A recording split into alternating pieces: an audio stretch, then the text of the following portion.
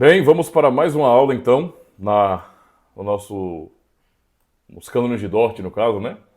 Estudamos um pouquinho sobre a doutrina, ou as doutrinas da graça, defendidas lá no século XVII. Deixe-me só dar uma olhadinha aqui, adicionar alguns irmãos, permitir todos. Muito bem. Na nossa última aula de número 7, né, nós estudamos duas heresias terríveis dos arminianos, que expressam falta de propósito nas ações de Deus, né, no mundo. O que eles falaram lá, o que eles defenderam, acaba tratando Deus como sendo irresponsável porque ele age sem propósito, né? Isso é estranho, é no mínimo estranho, mas eles defenderam isso. A remonstrância atacou diretamente a obra de nosso Senhor Jesus Cristo também. Além de quebrar a lógica do propósito do envio do Senhor Jesus, também ataca diretamente, não é, a obra dele, levando a obra de Cristo ao nível da inutilidade e, no fim, colocando o homem no centro, pois tudo depende do homem. Essa foi a defesa ou o pensamento ali dos remonstrantes no último artigo, né, na última heresia que nós estudamos. Tá? O homem está no centro porque, basicamente, a vontade do homem prevalece muitas vezes contra a vontade de Deus. Tá? Então, eles realmente foram descarados, né, em falar assim, em insistir em dar glória ao homem, em dar ênfase ao ser humano. Claro que havia várias influências com relação a Armínio e os seus alunos. Né? Eles receberam várias influências. Eles tinham vários mestres, certo? Desde o sinergismo básico católico romano, não é? Que é semi-pelagiano, ou seja, os católicos romanos já naquele período odiavam a doutrina reformada, combatiam a doutrina reformada. Os remonstrantes vinham também com essa influência, eles abraçaram isso, Armínio abraçou isso aí. Tanto é que, como os irmãos bem sabem, numa live que eu fiz com o pastor Abrão deu a aula ensinando que os remonstrantes, ou pelo menos Armínio, era visto como um tipo de criptocatólico naquele período, como um traidor da igreja reformada e um tipo de católico disfarçado ali, tentando perverter a doutrina. Ele tentou fazer isso, né? Então não tem como negar. A sua biblioteca revelou muita coisa ruim a respeito das influências de Armínio. Mas não somente o sinergismo romanista, não é, a teologia espúria de Luís de Molina, que era também um jesuíta católico romano, não é, Armínio também foi influenciado, então nós vemos essa influência também nos remonstrantes, tá? Mas não somente isso, né? Outros hereges na história também influenciaram Armínio, né? Podemos pensar aí, por exemplo, no próprio Miguel de Servet, embora ele não afirme não tenha afirmado o que Miguel de Servet afirmou com relação à negação da Trindade, etc. Mas Miguel de Servet, os socinianos, Fausto, né, Socino, por exemplo, com sua mentalidade, ou a sua ideia de que o homem, apenas por raciocínio, ele pode, e somente pela a capacidade humana, se pode compreender perfeitamente a Escritura. Então ele tinha essa ênfase. E nós vemos essa ênfase na lógica humana também aqui, não é? Com os remonstrantes. Isso é um grande perigo, na verdade. Tá?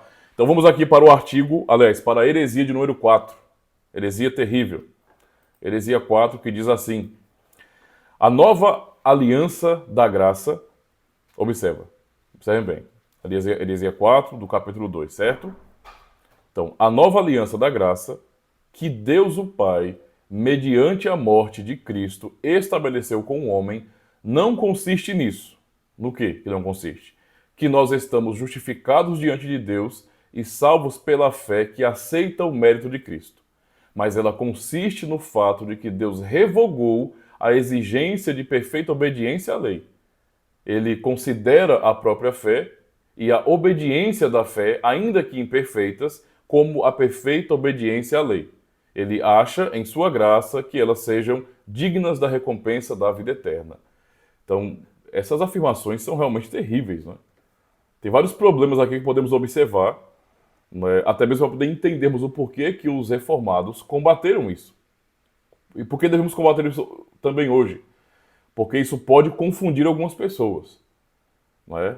O mundano, aquele que não tem fé genuína, aquele que não é regenerado, pode ler essas palavras e pensar: nossa, isso faz todo sentido. Porque é assim que eu faria.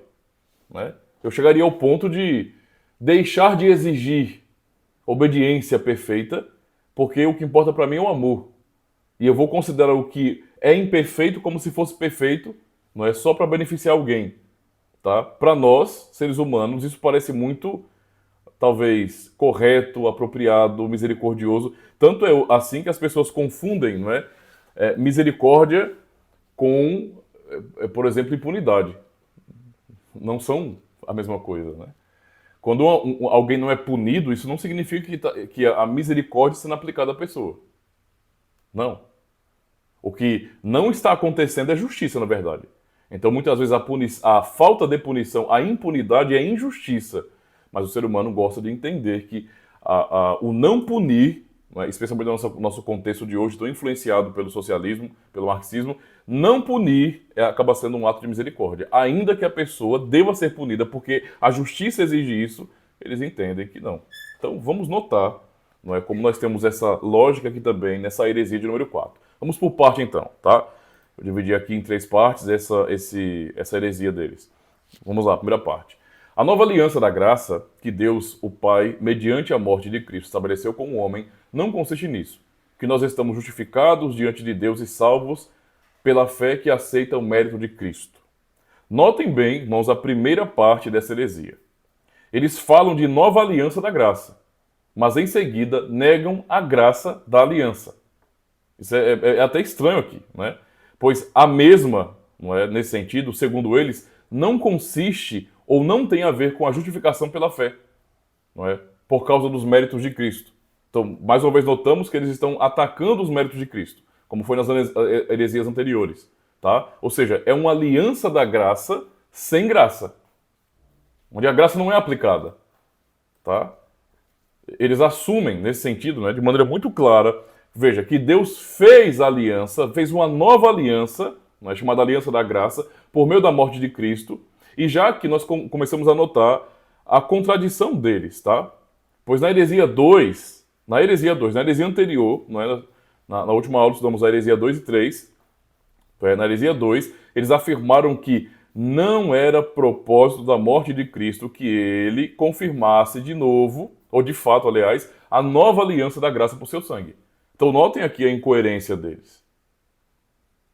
Eles, nesse artigo 4, nessa heresia 4, falam sobre a aliança da graça, certo? Embora esvaziem ela de significado, de aplicação real para nós, mas na heresia anterior eles falam, não é? Eles falam ali, meio que rejeitando a aliança da graça. Tá? Isso é esquisito, né? Então, por meio da morte de Cristo, Deus estabeleceu a nova aliança com o homem, mas não a confirma. Então, veja, eles dizem, de um lado, que Deus estabeleceu uma nova aliança, que não tem propósito, mas também não confirma a nova aliança. Isso é estranho. Essa nova aliança que Deus estabeleceu com o homem por meio de Cristo, não é? Mas que ao mesmo tempo não confirma a nova aliança, serve para quê então? Como falar de uma nova aliança que Deus estabeleceu com o homem se ela não é confirmada nesse sentido? Ela serve para quê então? Tá? Parece que eles não tinham nenhum problema em viver com contradições. Era muito normal para eles, pelo jeito, né? Mas eles disseram que a tal nova aliança estabelecida, porém não confirmada, é vazia. Não tem nada que realmente nos beneficia, né? Pois não consiste em justificação pela fé diante de Deus e salvação por meio da fé que aceita os méritos de Cristo. Então eles assumiram a ideia de aliança da graça que foi feita por meio do sangue de Cristo, ao mesmo tempo que negam a confirmação dessa aliança. Cristo não morreu para confirmar essa aliança. Então já temos uma contradição aqui. E mais, eles pegam esta aliança que eles estão negando, não é? E ainda esvaziam essa aliança. Ou seja, não tem nada a ver essa aliança, a morte de Cristo na cruz, não tem nada a ver com salvação de fato de pessoas, tá? E não tem nada a ver com justificação pela fé. Então, eles realmente falaram absurdos. Não é à toa, se os irmãos puderem estudar depois um pouco da história de Dort, vão notar que eles foram até expulsos do sínodo. Porque eles só falavam absurdos. E como nós já vimos já em algumas heresias anteriores, era muito comum É só notar, é ler a remonstrância e olhar para a palavra de Deus. E notar que eles não estavam negando as ideias reformadas, não é? Como muitas pessoas pensam hoje. Estamos combatendo o calvinismo. Isso é blá blá blá, é conversa fiada. O que eles estavam combatendo lá, e o que se faz hoje também do mesmo jeito, é combater a escritura sagrada, o que a Bíblia declara diretamente e chamar isso de calvinismo. Porque a resposta reformada não era bíblica. Muitas vezes as respostas eram realmente toda inteira uma citação da escritura. Por causa disso. Ou seja, eles estavam combatendo a palavra de Deus. Então, na prática, não é? Vamos pensar na prática. O que eles estavam afirmando de tão absurdo aqui? Vamos pensar nisso aí. Que não somos justificados e, portanto, salvos por meio da fé em Cristo, por confiarmos no que ele fez, nos seus méritos. Esta é a afirmação deles aqui. É o que eles estavam ensinando.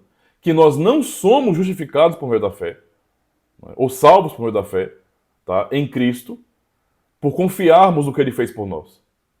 Por causa dos méritos dele. Eles desconectam, desligam totalmente o que Cristo fez, não é, da justificação, não é, dos méritos dele aplicado nesse sentido, aplicados àquele que crê. Ou seja, é uma negação da doutrina da justificação pela fé bíblica, da imputação, não é? Agora perguntemos, o que a Bíblia diz sobre isso? Eles estavam negando, não é, a justificação pela fé somente. Eles estavam negando os méritos de Cristo, estavam negando a doutrina da imputação nesse sentido, tá? Então temos que nos perguntar sobre o que a Bíblia ensina, qual é o ensino real da Escritura a respeito deste assunto. E vamos notar aqui, por exemplo, Gênesis 15, verso 6, texto que é usado no Novo Testamento. Não é? O que nos diz? E creu ele no Senhor, isso, Abraão, tá? E imputou-lhe isto por justiça. Isso é importante para nós, tá? Paulo cita isso também em Romanos 4, verso 3. Ele vai citar, pois que diz a Escritura? Paulo está perguntando, né, o que a Bíblia diz nesse sentido. Pensando no texto de Abraão. Ele vai estar justamente em Gênesis 15, verso 6. Ele vai dizer, creu Abraão em Deus e isso lhe foi imputado como justiça. Tá? Imputado. Se vamos analisar, por exemplo, esse sentido da palavra de imputação aqui, nós podemos pensar em várias traduções ou sinônimos. Por exemplo, como não só imputação, mas isso foi creditar não é? A ele como justiça. Não é? Tem a ver com reputação, né? Pensando, por exemplo, na tradução do latim. Não é?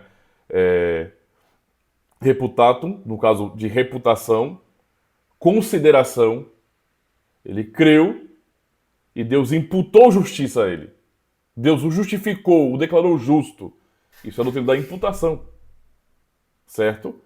É o que a Bíblia está ensinando aqui, de maneira muito clara. Paulo cita isso em Romanos 4, verso 3, para ensinar esse princípio. Mas podemos, mais do que ler um versículo de Romanos, capítulo 4, não é? Nós podemos analisar, por exemplo, o capítulo 3 também de Romanos. Eu vou ler aqui. Capítulo 3, verso 20 a 22, ouçam bem, diz bem assim, para entendermos o desenvolvimento, para entendermos que não se trata de um versículo isolado, né? Embora que, veja, Paulo, temos o Gênesis 13 e 15, aliás, Gênesis 15 e verso 6, isso sendo declarado, criou Abraão em Deus, né? Isso lhe foi imputado como justiça. Aí Paulo vai em Romanos 4, verso 3, cita esse texto, também em Gálatas capítulo 3 cita o mesmo texto, então isso é bem comum, na verdade, eu ensino. Mas para poder não ficarmos presos apenas num versículo, vamos analisar o desenvolvimento dessa ideia da justificação pela fé, da imputação da justiça. Não é? Paulo desenvolve isso no capítulo 3. Então, o capítulo 3 de Romanos, do verso 20 a 22, lemos bem assim, por isso, nenhuma carne será justificada diante dele pelas obras da lei. Então já corta a ideia, não é, de que a justificação vem por obras da lei ou por qualquer outro meio, certo? Que não o que ele vai ensinar aqui. Então, por isso, nenhuma carne será justificada, será declarada justa nesse sentido, diante dele, de Deus, não é? Pelas obras da lei. Porque pela lei vem o conhecimento do pecado. Então a lei, não dá para ser justificado pela lei. A lei só revela quem nós somos nesse sentido. Revela o nosso pecado. Continuando, verso 21. Mas agora, observem bem, se manifestou sem a lei, para deixar claro que não está ligado à lei, à obediência da lei. Tá? Então, mas agora se manifestou sem a lei a justiça de Deus, tendo o testemunho da lei e dos profetas. Ou seja, a justiça que se manifestou agora tem um testemunho da lei e dos profetas. Ou seja, isso já era ensinado lá atrás. A lei já apontava para isso. A lei já testemunhava para isso. Tá? Ou seja, a lei nos impulsiona a termos fé em Cristo nesse sentido, não é? Uma vez que ela prova para nós que nós não conseguimos obedecê-la. Ela nos condena. Tá? Então ela está testemunhando nesse sentido para Cristo, como Paulo fala em Gálatas capítulo 3, não serviu como um aio nesse sentido. Tá? Então, verso 22, diz bem assim: isto é, a justiça de Deus pela fé em Jesus Cristo. Que ele fala no verso 21, que foi testemunhada pela lei e pelos profetas. Então, a justiça de Deus, pela fé em Jesus Cristo. Não é para todos e sobre todos os que creem, porque não há diferença. Então, observem aqui, né, como Paulo vai desenvolvendo essa ideia. Né? A justiça de Deus pela fé em Cristo, para todos e sobre todos os que creem. Justiça que vem por meio da fé. Continuando, verso 23 a 26 de Romanos 3, diz bem assim: porque todos pecaram e destituídos são da glória de Deus, o texto que todo mundo conhece, sendo justificados gratuitamente. Ó, uma declaração de justiça gratuita. Justificados gratuitamente. Pela sua graça, pela redenção que há em Cristo. Olha que os demonstrantes estavam negando que a nova aliança do sangue de Cristo não tem a ver com justificação pela fé nem salvação por meio dela. Nem os méritos de Cristo. Mas olha o que Paulo está dizendo aqui, Paulo está dizendo aqui. Tá? Então, ele fala, sendo justificados gratuitamente pela sua graça, pela redenção que há em Cristo Jesus. Observem, a qual Deus propôs para propiciação pela fé no seu sangue. Só esse texto já está ensinando isso, não é? Deus propôs, não é, para propiciação pela fé no seu sangue, para demonstrar a sua justiça pela remissão dos pecados dantes cometidos, sobre, não é, a paciência de Deus. Então, essa nova aliança no sangue de Cristo, o sacrifício de Cristo tinha sim o objetivo de trazer justificação. Ok? Continuando, ele diz bem assim: para demonstração da sua justiça neste tempo presente, para que ele, Deus, seja justo e justificador daquele que tem fé em Jesus Cristo. Os arminianos estavam negando a justificação pela fé em Jesus Cristo.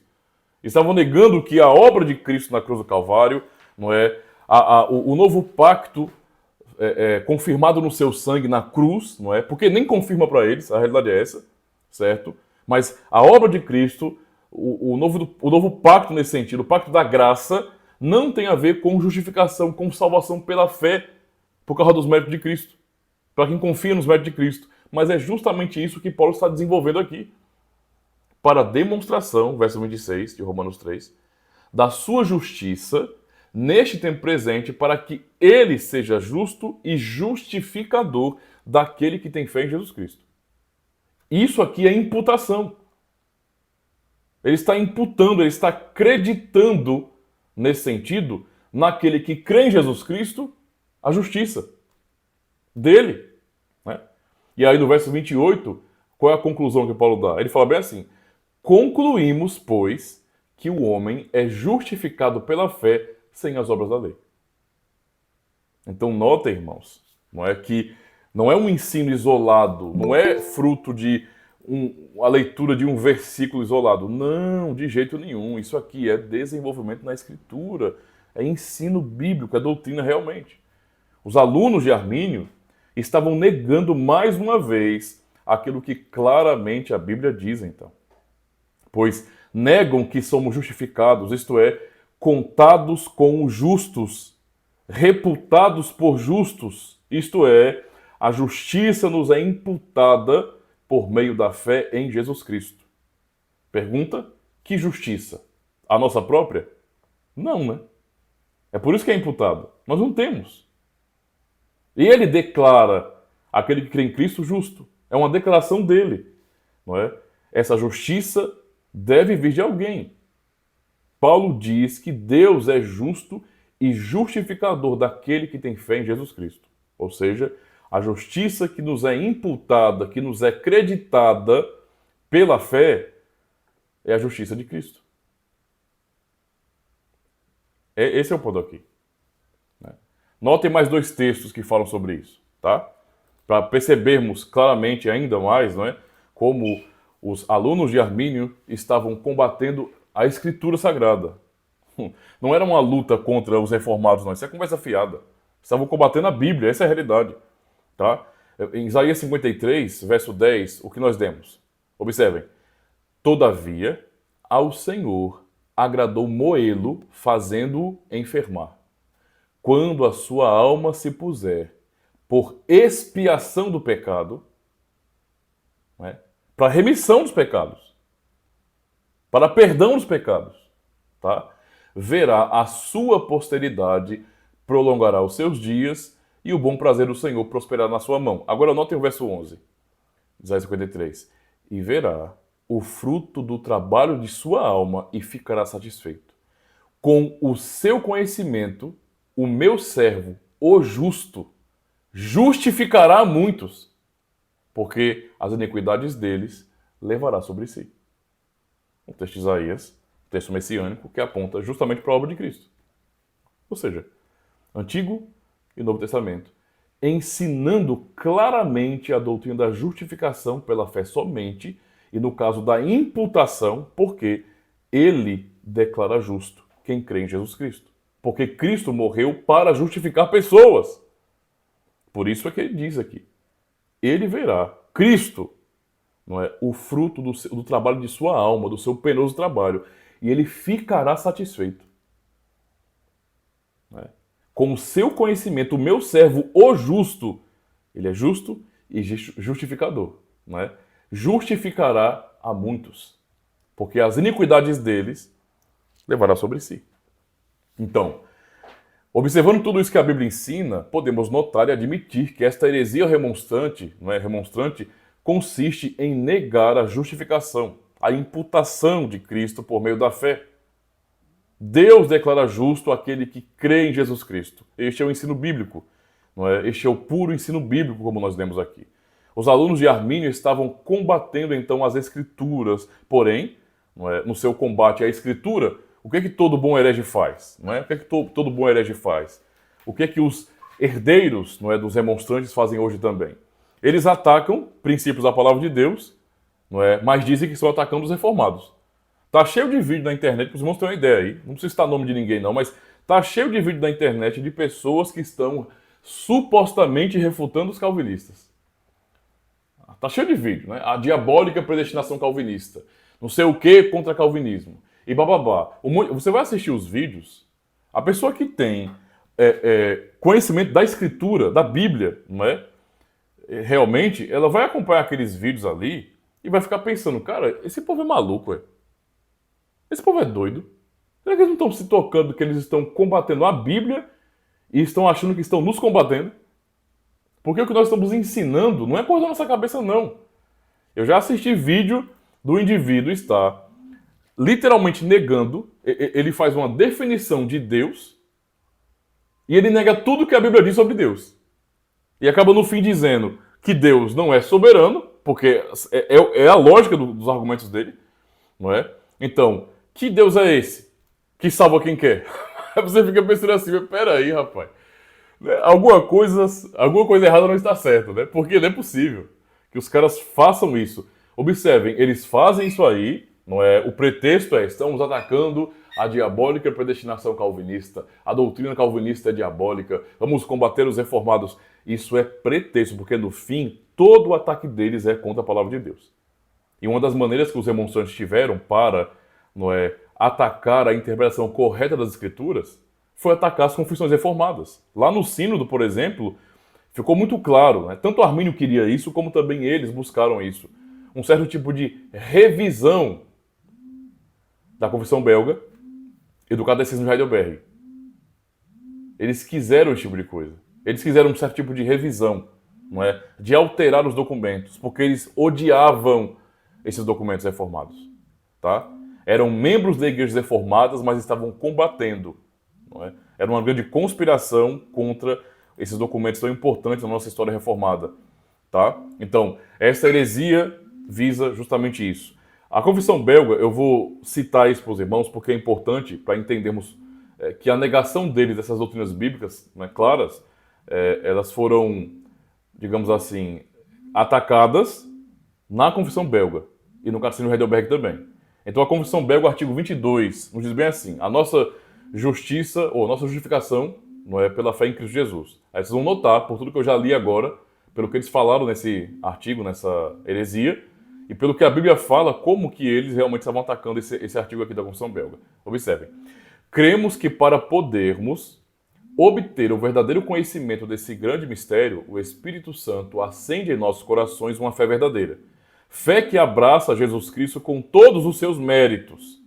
Lembre que eles estavam atacando muito a questão dos méritos de Cristo, batendo nisso. Fé que abraça a Jesus Cristo com todos os seus méritos, que se apropria dele e nada busca além dele mesmo. Pois das duas coisas, só uma.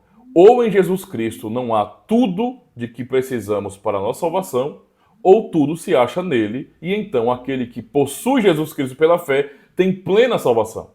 Eles estavam negando isso aqui nesse artigo. Tá? É, portanto, uma terrível blasfêmia afirmar que Cristo não é suficiente. Mas essa é a afirmação arminiana básica. Eles não creem na suficiência de Cristo. Na suficiência de Cristo. Tá? Então, veja, é, portanto, uma terrível blasfêmia afirmar que Cristo não é suficiente, mas que se faz necessário algo além dele, pois resultaria assim que Cristo é apenas um meio salvador. Essa é a consequência do sinergismo. Essa é a consequência da remonstrância. Cristo não é suficiente para eles. A realidade é essa. Ele é um meio salvador. Ele resolve parte do problema. Ele não resolve o problema que ele foi designado a resolver. Aliás, não é? Pela loucura deles, nem esse propósito ele tinha de verdade. Não é? E o novo pacto, o pacto da graça, confirmado por sua morte na cruz, confirmado no seu sangue, não nos serve de nada. Essa é a consequência. Então, sinceramente, dá para perceber pelos princípios aqui que a religião daqueles homens, e de muitos hoje, não é religião cristã. Tem uma capa cristã, tem um rótulo cristão, tá? Mas não é. É algo falso, tá? Falso. Dá para...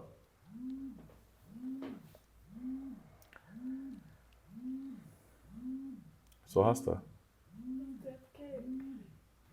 Só um minutinho. Pronto. Continuando.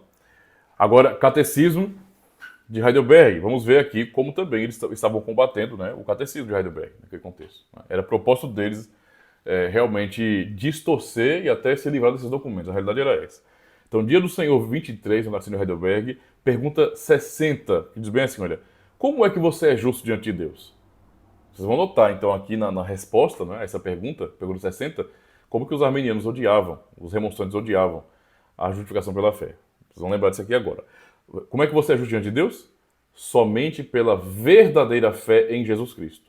Embora a minha consciência me acuse de haver pecado gravemente contra os mandamentos de Deus, sem jamais haver obedecido a todos eles, e de ainda ser inclinado a todo mal, Deus, no entanto, sem que houvesse em mim nenhum mérito próprio, somente pela sua graça, olha aqui o que eles odiavam, imputa-me a perfeita satisfação, justiça e santidade de Cristo, se tão somente aceitar esse dom, crendo fielmente com o coração. Eles estavam combatendo isso. Eles estavam combatendo isso nessa heresia maldita. De que a morte de Cristo, a obra dele, o pacto da graça feito nele, feito por ele, não garante justificação pela fé para ninguém. Não salva ninguém. E ninguém deve ter segurança no que ele fez nesse sentido. Que aquele que confia nos méritos de Cristo não é justificado. Porque tanto faz. Que mérito ele tem? Eles combatiam claramente os méritos de Cristo. E eles odiavam isso. Veja, Deus, somente por sua graça, imputa-me a perfeita satisfação, justiça e santidade de Cristo, se tão somente aceitar esse dom, crendo fielmente com o coração. Ele me concede isso. Agora ouçam, que deixavam os arminianos brabos. Ele me concede isso como se eu jamais tivesse tido ou cometido nenhum pecado, e como se eu mesmo tivesse cumprido toda a obediência que Cristo cumpriu por mim, por causa da imputação. Se Deus, veja, se Deus, ele me deu a fé, agora eu creio em Jesus Cristo, com fé verdadeira, como é dito aqui. Se eu creio em Jesus Cristo, o que a Bíblia já nos ensinou, como nós já lemos aqui, e que a confissão, né, o Catecismo de Heidelberg está de maneira majestosa e clara, se eu creio em Jesus Cristo, Deus me imputa a justiça de seu Filho. E uma vez que ele me declara justo, que isso é imputado a mim, pecador que crê, né, então não há mais condenação para mim. Porque ele me concede isso como se eu jamais tivesse tido ou cometido nenhum pecado, e como se eu mesmo tivesse cumprido toda a obediência que ele cumpriu por mim, por causa da imputação. Tá? É claro, o modo de pensar remonstrante, o modo de pensar daquele que não tem fé, daquele que não é regenerado, é sempre esse. Misericórdia, ensinar uma coisa como essa aí, isso aí vai deixar os crentes todos sem vergonhos, né? Vai ficar um monte de membro de igreja ouvindo essa doutrina aí, querendo ver em pecado agora. Não, o pastor disse que Deus resolveu meu problema em Cristo, né?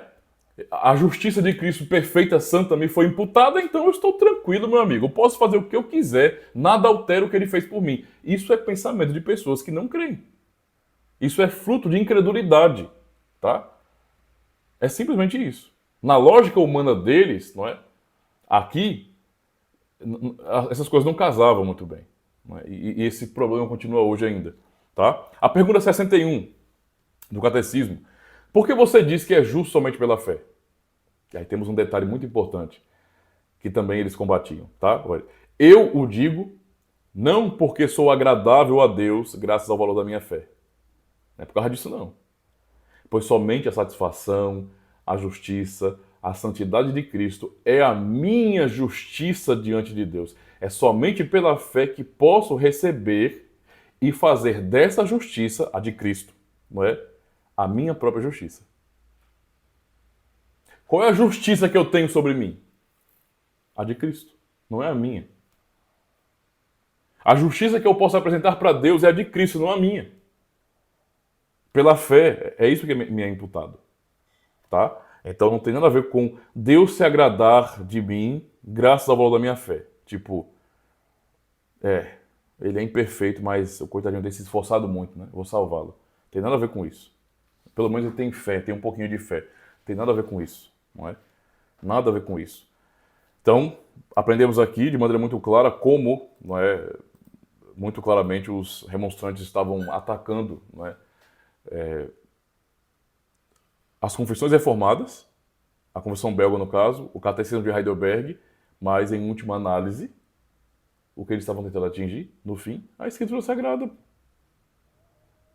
Eles queriam negar aquilo que a Bíblia estava ensinando. Queriam submeter a Bíblia, não é, às suas filosofias tolas, mundanas, incrédulas. Essa é a realidade. Só isso. Mas vamos para a segunda parte da heresia, tá? Lembrando da primeira parte, para não perdermos aqui o fio da meada, né? Ele fala: a nova aliança da graça que Deus, o Pai, mediante a morte de Cristo, estabeleceu com o homem, não consiste nisso, que nós somos justificados diante de Deus e salvos pela fé que aceita o mérito de Cristo. Já vimos pela palavra que isto é mentira, é uma heresia e que a verdade é que o Senhor nos imputa, né, a justiça por meio da fé. E também isso foi bem confirmado na Confissão Belga e no Catecismo de Heidelberg. Mas, vamos para a segunda parte que diz: mas ela consiste... No que consiste a nova aliança da graça? Não consiste em justificação, não consiste em fé, não consiste em salvação por causa dos méritos de Cristo. Então consiste no quê? Eles vão dizer aqui, mas ela consiste no fato de que Deus, ouçam com atenção, que isso é lhe dá dor de cabeça, revogou a exigência de perfeita obediência à lei. Deus revogou, hein? Não é? Ele considera a própria fé e a obediência da fé, ainda que imperfeitas, como a perfeita obediência à lei. A aliança da graça, então, estabelecida pela morte de Cristo, não é? Mas não confirmada segundo os hereges remonstrantes, não consiste na justificação ou salvação por meio da fé em Cristo, ou seja, na imputação da justiça de Cristo por meio da fé. Notem a luta contra, não é, os documentos reformados. Para eles, a própria fé ou a obediência da fé imperfeitas, ou seja, diferente do catecismo que diz, não é por causa do valor da nossa fé, pois só Cristo é a nossa justiça. Tá? Os remonstrantes afirmavam que é a própria fé que tem valor, mesmo que seja imperfeita. Então, é bom que os irmãos notem uma armadilha aqui, tá? Porque nem todos os que estão falando, não, eu creio, pastor, eu creio na doutrina verdadeira, nem todos conseguem perceber, não é, certos problemas com essas afirmações. Aqui tem uma armadilha séria, não é? Todos nós estamos acostumados à compreensão de que somos justificados pela fé somente. Esta foi a grande pregação nos primeiros dias da Reforma Protestante.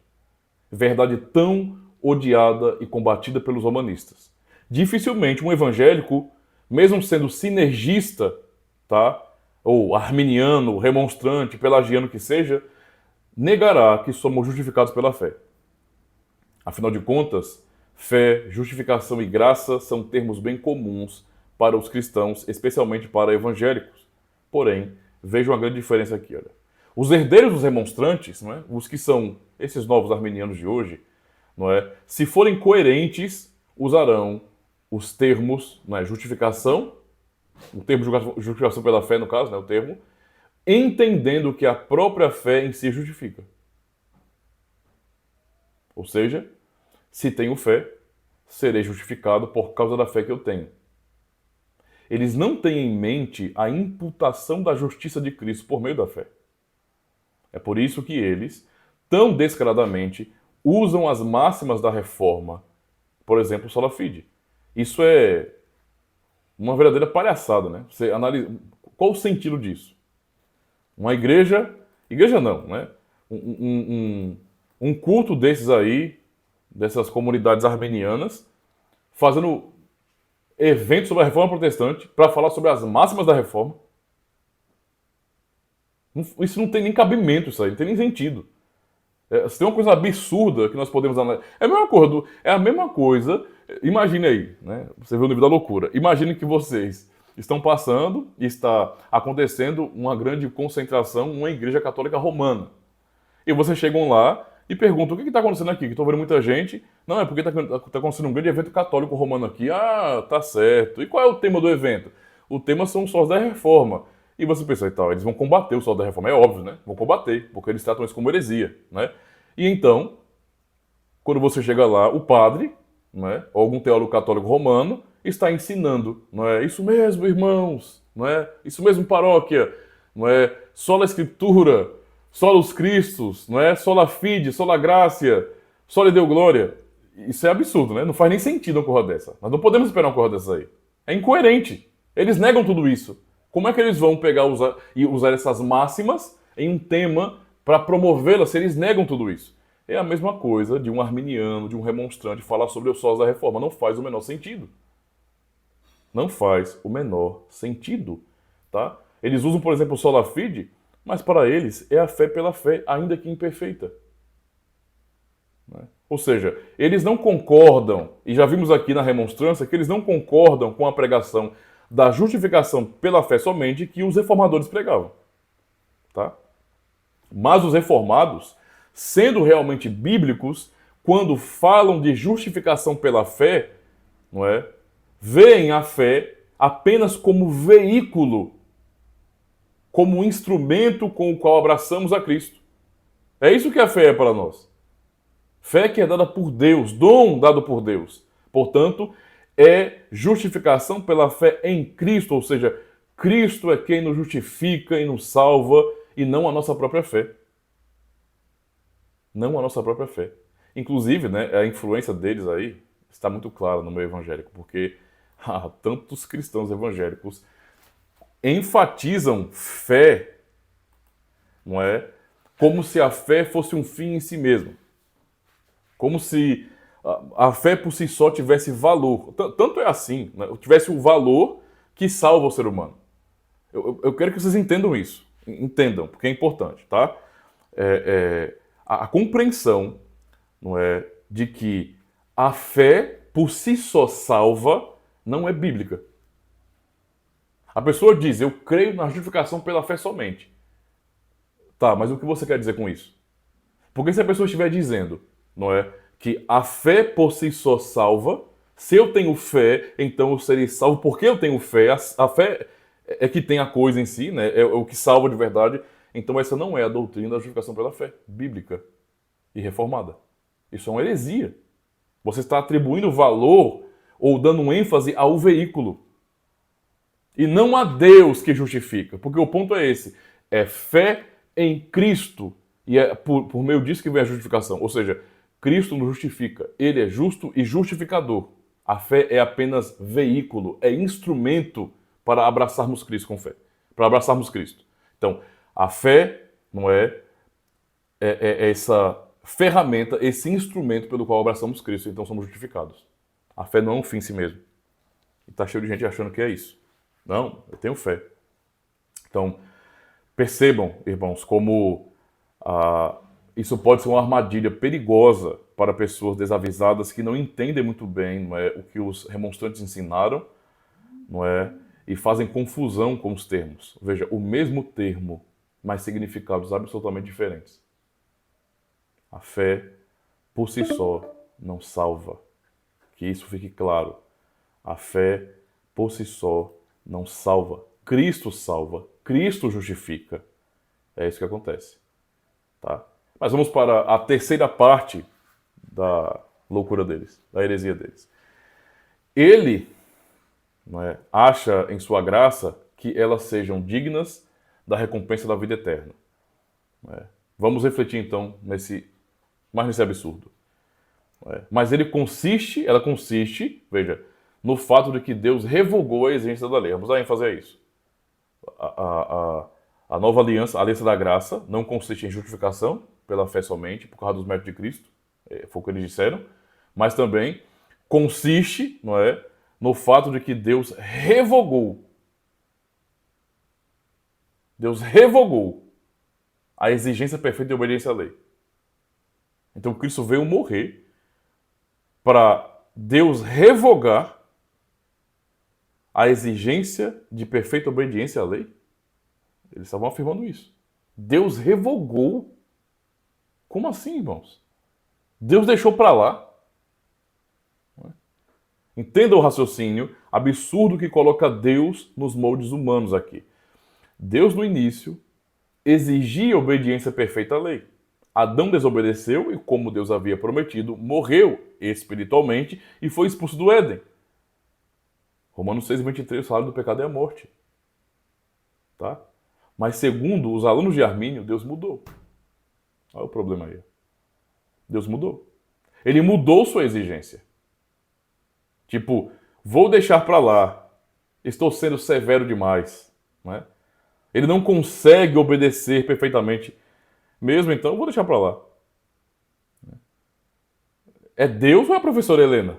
Porque, sinceramente, eu fico às vezes espantado, né, com o nível da loucura. Né? A pessoa lê os cânones de Dort, aí lê de novo e se espanta, lê de novo e dá dor de cabeça, porque como é que eles tinham coragem de falar uma coisa dessas? Né? Isso não pode ser fruto de uma mente crente no Senhor, não. Isso é fruto de incredulidade, tá?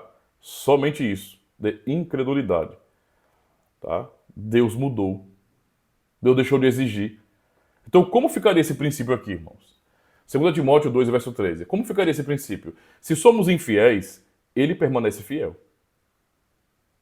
Porque não pode negar-se a si mesmo. Como é que fica esse princípio aí? Hã? Não aplicar a punição devida não é o mesmo que misericórdia. Não se pode confundir isso, irmãos. Entenda, vamos tentar entender isso de maneira mais comum, mais social, para entender que uma coisa é misericórdia e outra coisa totalmente diferente é impunidade. A impunidade é injustiça. Não é? No mundo de hoje isso confunde, na verdade.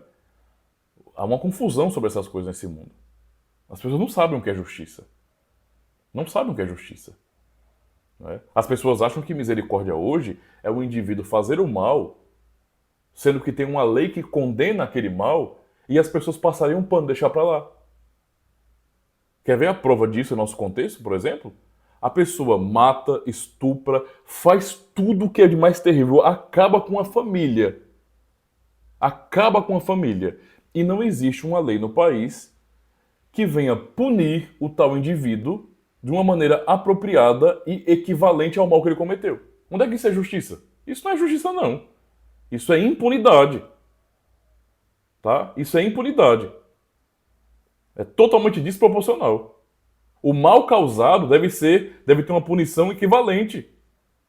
Aí o indivíduo acaba com a família inteira, dizima uma família, destrói uma família, e como fazer? Coloca ele uns meses na cadeia e depois solta. Né? Não. Pra quê fazer essa maldade? Olha, transformaram justiça em maldade agora.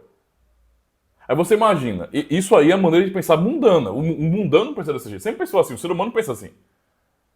Aí imagina essas pessoas que não têm fé, que são pessoas incrédulas, não regeneradas, lendo a Bíblia e tentando entender a Bíblia. O que é que vai sair daí? Eles vão entender logicamente, porque eles não sabem o que é justiça de verdade, quando lerem a Bíblia Sagrada, eles vão entender o seguinte: ora, se Deus manda pessoas para o inferno porque essas pessoas são pecadoras e Deus não quer simplesmente salvá-las, mas ele realmente pune elas segundo o que elas merecem mesmo, então ele é injusto. Ele é mau se ele fizer isso aí. Por isso, todo bom remonstrante, todo bom arminiano vai dizer: não, eleição incondicional não faz sentido. Como é que pode Deus, que é amor, eleger uns para salvação e deixar os outros se perderem? Inclusive, um desses aí, né, que está tentando ser mais famosinho na internet, fala esses absurdos e tem um monte de pessoas que são totalmente sem noção, ouvindo isso: é isso mesmo, vamos derrotar os calvinistas. Vocês não sabem o que vocês estão ouvindo, é uma loucura. A pessoa está dizendo, quer dizer que Deus, simplesmente porque ele quer, ele salva uns e não salva outros? Ele é Deus. Né?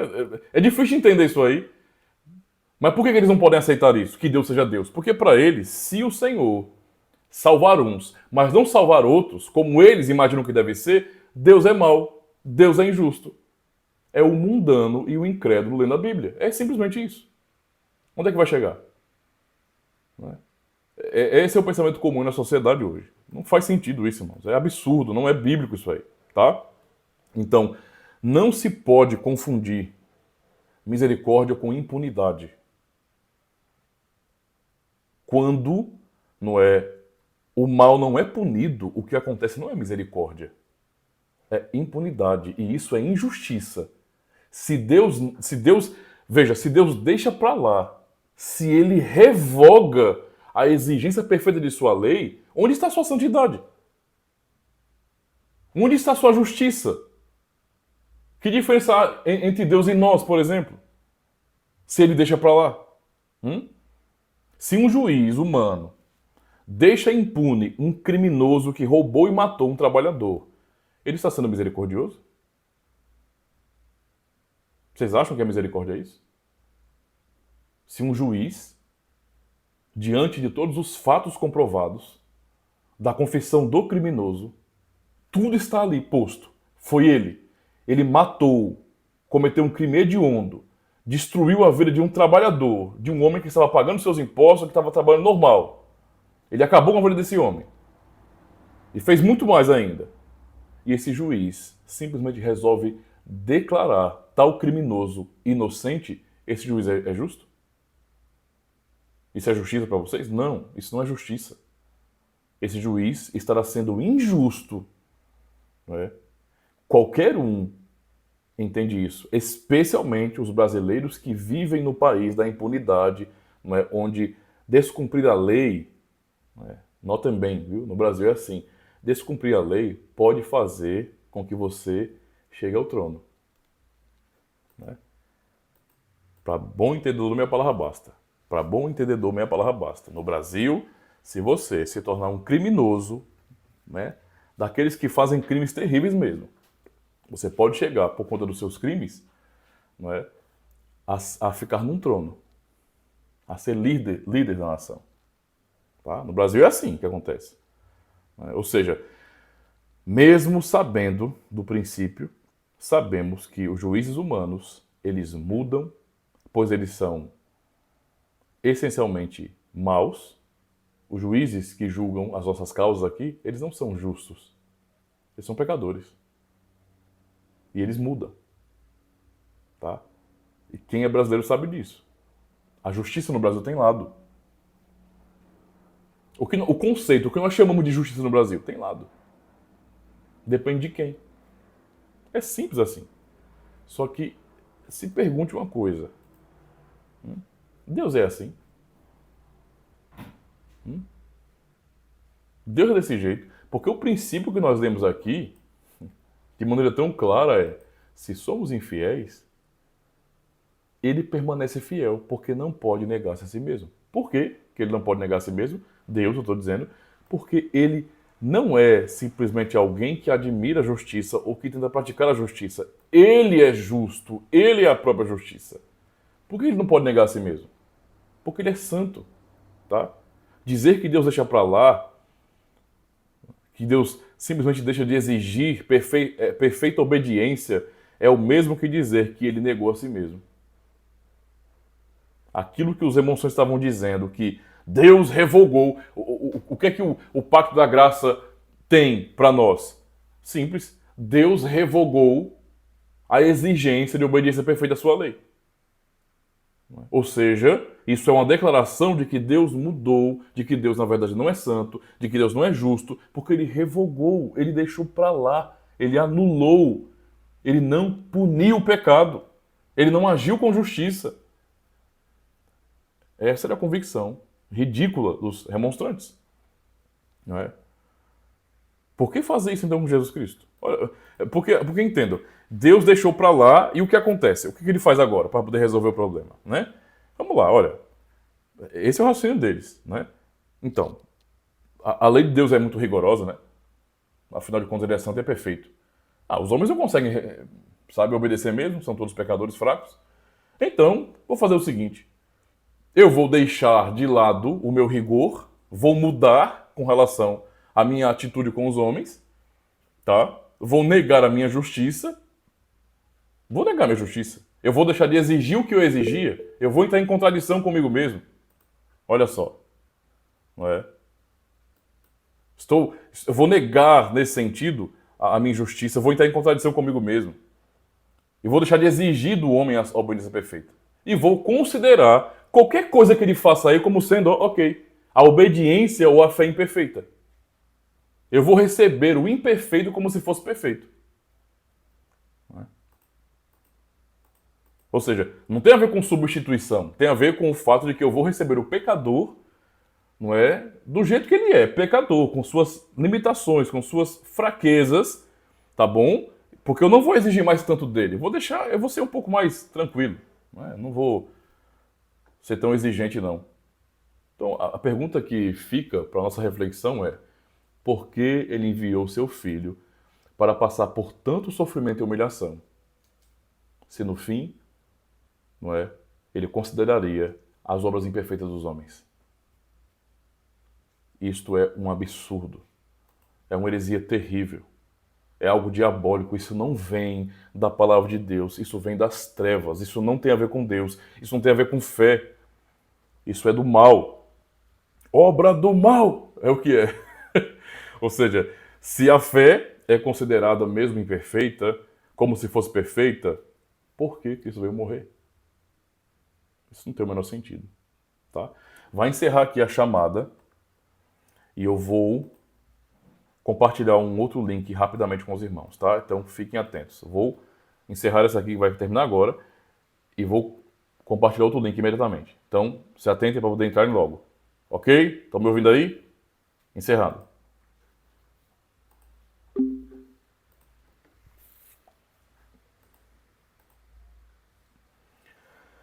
Para quem está acompanhando no YouTube, aproveita e se não for inscrito ainda, se inscreve no canal, marca o sininho das notificações, dá o seu joinha, tá bom? O joinha é importante sim, ajuda bastante o canal e, é claro, recomenda para todo mundo que vocês conhecem aí. Tem uma pessoa que está interessada na fé reformada, rapaz, eu estava lendo alguma coisa aí sobre esse tal de Calvino, sobre igreja reformada, mas eu não sei para onde vai, então indica o canal, fala mesmo, ó, lá tem curso de teologia reformada para vocês, tá bom? Então não desperdicem esta bênção aqui, não é? Que Deus tem nos dado aqui também na internet, tá? Deixe-me adicionar os irmãos.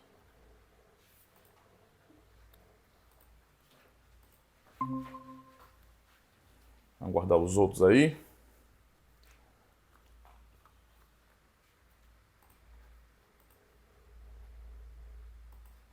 Segundo o link compartilhado, entre logo aí para a gente terminar a aula. Permitir todos.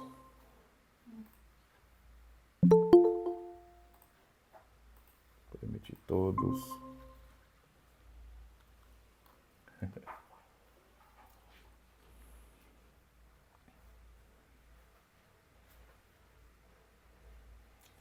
Vamos continuar aqui então. Acho que depois alguém pode voltar. Vamos lá então, né?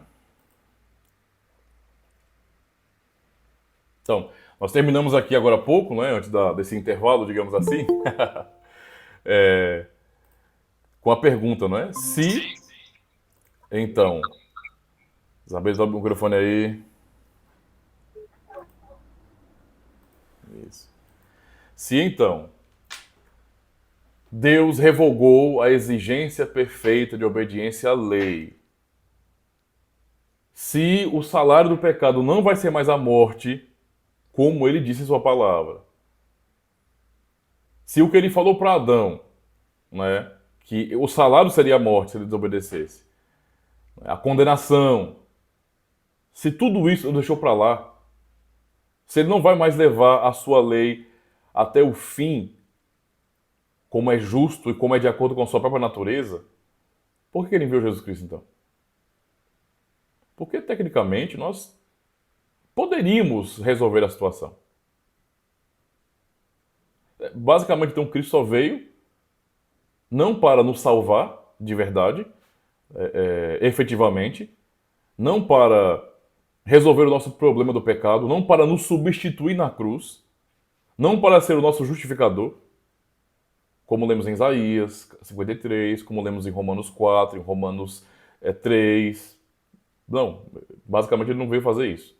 Para eles, Cristo só veio só para, nessa nova aliança no seu sangue, que não é uma coisa confirmada, como eles mesmos disseram, ele só veio para que Deus revogasse. Esse novo pacto é um pacto sem lei. Entenderam a loucura? O novo pacto, para eles, é um pacto sem lei. Ah, faz todo sentido agora, né? Essa turma antinominiana. Né? A galera que trata aí, não é, como se aquela lei, os dez mandamentos, né? Os dez mandamentos, que eles não gostam de fazer uma divisão, que é tão clara na Escritura, quando você olha para as aplicações da lei, para as implicações da lei, essa divisão é tão clara, mas é claro, né? Se não está escrito bem assim, porque é o que esses evangélicos que gostam de ficar olhando a Bíblia de perto demais assim, sabe? Gostam de ficar dizendo, né? Ah, se não tem um versículo que diga assim, assim, assado, então não é, né? Não é assim que hoje as coisas funcionam, né? Se não tem um versículo no Novo Testamento que diga batiza criança, eu não batizo. Então batizar é uma coisa do diabo, é pecado. Se não tem um versículo dizendo assim, assim, assado, eles são desse jeito. Então já que não tem um versículo dizendo bem assim, a lei serve para isso, para aquilo outro, então não serve para nada, não tem nenhum significado, nenhuma aplicação. E aí, não é, faz todo sentido, não é? O antinomianismo, não é, quando o novo pacto em Cristo, no fim, anula o que Deus exigia na sua lei. Anula. E agora o que Deus considera, já que anulou a lei, a exigência da lei, no caso, né? Anulou a exigência da lei, não é? Ainda que isso seja o cúmulo da injustiça e da negação da própria natureza de Deus, eles preferiam afirmar isso, não é? Então agora, sob esse novo pacto, onde não há uma exigência de obediência perfeita da lei, Deus considera a obediência imperfeita e os atos de fé, as obras da fé, que são todos imperfeitos, como se fosse perfeito. Só isso. Cristo veio morrer para dizer bem assim: Pai, seja menos rigoroso e deixa os homens fazerem os seus próprios esforços e os salvem. Os salve por isso. Pronto. Essa é a conclusão maluca deles. Tá? Mas o que a Bíblia diz? Será que Deus nega a sua própria justiça? Nega a sua própria natureza? Lembra do princípio que nós lemos, olha. Se somos infiéis, ele permanece fiel. Porque não pode negar-se a si mesmo. Deus não pode. Tem uma coisa que Deus não pode fazer. Ele não pode negar quem ele é. É isso que Deus não pode fazer. Ele é Deus. Ele não nega isso. Santo. Ele não pode negar isso. Justo. Tá? Então, a Escritura nos ensina no Salmo 119 e no verso 142 que a tua justiça é eterna e a tua lei é a verdade. Mas os arminianos disseram que a morte de Cristo foi para revogar a exigência da lei. Uma lei que não precisa ser obedecida, sabe? Tá ali, mas tanto faz como tanto fez. É sério. Tem tantos cristãos que pensam assim realmente. É por isso que hoje, eu tô até no meio de reformados é assim, tá? Eu não tô falando somente do pessoal evangélico aí, arminiano, não. Tem um monte de reformadozinho Nutella que age exatamente assim. Tratam a lei, tá, como se não fosse nada. É um medinho, eu tô com medinho de que, por acaso, eu escorregue e volte à obediência da lei de Moisés. Como assim, meu amigo? Deus nos deu os seus mandamentos, tá? O que resume toda a lei são os 10 mandamentos e, portanto, aqueles mandamentos ali, eles estão em pleno vigor. Pessoas vão para o inferno no final de tudo por negarem a Cristo, não é? Na prática, eles estão negando aquele mandamento. Aqueles 10 mandamentos ali, tá? Desse jeito. Mas tem muitos aí que se dizem calvinistas e, ao mesmo tempo, de maneira tão contraditória, se dizem antinominianos, ou seja, não lei. Não quero saber, nós somos contra a lei de Moisés. Não é? E não querem saber de obedecer os 10 mandamentos, não. Rejeitam, combatem, tiram onda com quem obedece seriamente os 10 mandamentos. Quem procura respeitar os 10 mandamentos. E vão tratando assim, mudou o sacerdócio, muda a lei também. A palavra do Senhor está dizendo, Salmo 119, 142, a tua justiça é eterna e a tua lei é a verdade. Isaías 5, verso 16 nos diz, mas o Senhor dos exércitos será exaltado em sua justiça, não segundo os arminianos. Ele não é tão justo assim, né? Porque ele inocenta o culpado. Assim, deixando para lá. O Deus Santo, veja, lê mais uma vez, Isaías 5, verso 16. Mas o Senhor dos exércitos será exaltado em sua justiça. O Deus Santo se mostrará santo em sua retidão. Ele não nega a si mesmo. Ele não deixa para lá. E sabe como você quer ele deixar para lá? Já vimos aqui as declarações que ele é santo. Mas onde nós vemos Deus manifestando a sua justiça? A sua santidade? Sabe aonde? Matando seu próprio filho na cruz, porque ele não deixa para lá. As pessoas que se dizem cristãs hoje, parece que não têm a menor ideia do porquê Cristo morreu. Mas não tem a menor ideia do que Cristo morreu. Cristo, para eles, é o Cristo do The Chosen, é o Cristo do A Paixão de Cristo filme. Eles não entendem o porquê Cristo morreu. Eu citei isso aí, esse conteúdo, eu não assisto isso não, porque para mim uma palhaçada é uma coisa desnecessária. Mas tem gente que acha que vai ter um relacionamento maior com Deus assistindo essas bobagens aí. Nós temos a Escritura Sagrada, a Palavra de Deus. E é ela que nos ensina o porquê Cristo morreu.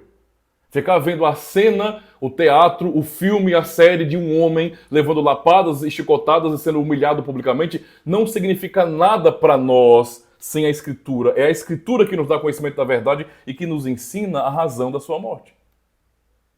As pessoas estão mais impressionadas com um ator, não é, levando chicotadas do que com o que a Escritura diz a respeito do propósito da morte de Cristo. São falsos cristãos, essa é a realidade.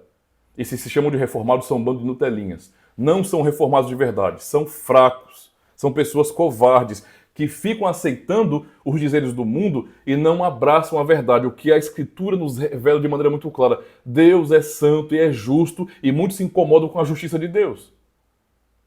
Essa é a verdade. Não é? O cristão genuíno vai ouvir Deus falar de sua própria justiça e ele vai glorificar a Deus. Isaías, mas o Senhor dos exércitos será exaltado em sua justiça. O Deus santo se mostrará santo em sua retidão. Se Deus, ele não pune o culpado, ele é igual aos juízes humanos, que são comprados, que são injustos de verdade, que tratam impunidade e injustiça como se fosse misericórdia, deixar para lá. Isso é injustiça e Deus não é assim. Ele honrará a sua santidade. Por isso Cristo morreu na cruz. Essa foi a razão. Ele estava sendo punido. Era uma morte, não é, que ele estava sofrendo ali, sendo condenado como um culpado, sendo que ele é inocente. É isso que a Bíblia diz. É como Paulo aplica muito bem Deuteronômio, em Gálatas capítulo 3, dizendo que ele foi feito maldito, não é? Ali. Porque maldito é todo aquele que for pendurado em madeiro. É isso que a Escritura diz. E não se pode negar isso. Mas vamos continuar. Salmo 7, verso 11 a 13, nos diz bem assim: Deus é um juiz justo. Quem é crente de verdade diz amém, mas quem não é, como esses remonstrantes heréticos aqui, bando de hereges, não é? Eles negavam isso, tá? Então Deus é um juiz justo, um Deus que manifesta cada dia o seu furor. Se o homem não se arrepender, Deus afia a sua espada, arma o seu arco e o aponta, prepara as suas armas mortais e faz de suas setas flechas flamejantes. São palavras, claro, em poesia, não é? De juízo contra os ímpios. Que dizem, se o homem não se arrepender, Deus o condenará, porque ele é justo. O Senhor é justo. Salmo 11, verso 7. Pois o Senhor é justo e ama a justiça. Não os remonstrantes, é claro, né? O Senhor é justo e ama a justiça. Os retos verão a sua face. Os justificados, os justos. Entenderam? Não são os meio justos. Os meio retos. Mas os justos, os retos. Por isso Cristo veio morrer. O justo no lugar dos injustos. Pelos injustos. Porque não temos nada de nós mesmos a oferecer. Os alunos de Armínio não passavam de blasfemadores. Mas tudo isso foi explicação. A resposta reformada, a refutação a essa baboseira herética que eles disseram, foi simples, objetiva, direta e bíblica. Assim eles responderam, os reformados. Os que ensinam isto contradizem a Escritura, e eu fiz questão de mostrar como eles contradisseram a Escritura. Então, os que ensinam isto contradizem a Escritura, não é? Que diz, sendo justificados gratuitamente por sua graça, mediante a redenção que há em Cristo Jesus, a quem Deus propôs no seu sangue como propiciação mediante a fé. Romanos 3, verso 24, verso 25. Eles introduzem, junto com o ímpio Socino, uma nova e estranha justificação do homem diante de Deus, contrária ao consenso de toda a igreja, contrária à fé comum da igreja, à fé bíblica. Assim como o herege Fausto Socino, esse era um herege da época da Reforma também, tá? Com seus seguidores, os tais socinianos, não é? Os alunos de Armínio rejeitaram o ensino bíblico por seus próprios raciocínios. Eles trocaram. Preferiram a sua própria filosofia. Só para ter uma noção um pouco de Socino e também da influência que eles receberam disso aí. Tá? Sinceramente, nas minhas leituras, não é de Fausto Socino, do socianismo, eu vejo muita influência, não é, que os remonstrantes receberam dele também. Porque Armínio também. Os reformados não citaram esse exemplo comparativo à toa, não. Tá? Fausto Socino, ele faleceu na Polônia no ano de 1604, mas deixou um rastro de heresias no período da Reforma. Dentre tantas heresias, como, por exemplo, a negação da Trindade, ele era um unitarista, assim como Miguel de Servet, não é? Esse nome é bem polêmico no contexto, não é? Esse pessoal de Genebra. Então, ele se valia de conceitos da filosofia grega para afirmar a liberdade total do ser humano. Tá? Era assim que ele pensava.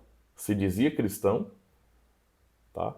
Era um protestante, porém não protestante de verdade como os demais, né, que eram reformados, ou luteranos, ou anglicanos. Não. Ele entendia o conceito de liberdade total do ser humano. Para ele, o homem só pode ser livre se é independente absolutamente dos deuses. No caso aqui de Deus, usando o conceito de filosofia grega. Entendam como que isso influenciou, né, os demonstrantes também. Porque os caras realmente tinham essa idolatria pelo livre-arbítrio. O livre-arbítrio é tudo, tudo. É mais do que Deus para nós. Tudo. Tá? Para os socinianos, a onisciência divina, para vocês terem uma noção disso aqui, eles entendiam que o ser humano é tão livre, mas tão livre, mas tão livre, que o ser humano tem tanta autonomia, está tão independente de Deus, que ele pode pensar coisas que Deus não sabe. Olha o nível da loucura sociniana. Tá? E isso aqui está, não é, com certeza influenciando, estava influenciando e influencia ainda o pensamento remonstrante hoje também. Tá? Então, observem, para os socinianos, a onisciência divina significa que Deus conhece tão somente o que é possível ser conhecido. Percebam que é possível ser conhecido é a maneira sociniana de colocar Deus nos moldes humanos. Não é o Deus da Bíblia isso aqui. Ele é apenas um outro ser que tem alguns poderes a mais do que nós. Mas não é o Criador Todo-Poderoso, tá? Então, para eles, então, não é Deus, essa onisciência significa que Deus só pode conhecer tão somente o que é possível de ser conhecido. As decisões das criaturas não eram possíveis ser conhecidas. Desse modo, uma vez que Deus não pode conhecer o que não é possível ser conhecido, não sabe quais serão as nossas decisões até que a tomemos. Tá? É isso que nós vemos também na remonstrância, não é? Os hereges arminianos daquele período, como também os de hoje, eles vão reclamar desta forma. A Bíblia declara, mas eu não consigo entender assim, porque para mim isso é injustiça. E há toda essa influência. Então, meus irmãos, eu quero encerrar a aula de hoje reforçando, meus irmãos amados, crentes genuínos no Senhor, continuem a se escandalizar com heresias. Continuem a se escandalizar com heresias. Nós precisamos entender que heresias são danosas, perigosas, diabólicas, fazem um mal terrível a tantas pessoas que estão perdidas nesse mundo das heresias, dessas loucuras e da ênfase no ser humano. Porque quem pensa assim coloca o homem acima de Deus. Essa é a grande realidade. E por mais que hoje pessoas que são nomes dentro da tradição reformada sejam tão covardes e tratem, não é, a remonstrância, essa balela sinergista, como se fosse algo realmente evangélico e fiel e aceitável, eles estão sendo covardes, não reformados de verdade. Quem quer ser coerente e reformado de verdade vai afirmar o que o Sínodo de Dort também afirmou, com fidelidade: arminianismo é heresia. E ponto. Muito obrigado, né, por ter paciência e acompanhar mais uma aula. A aula de hoje foi um pouco mais comprida, né? 1 hora e 14 minutos. Espero em Deus que tenhamos força, ânimo para continuarmos sempre estudando a palavra de Deus. Deus abençoe e até a próxima aula.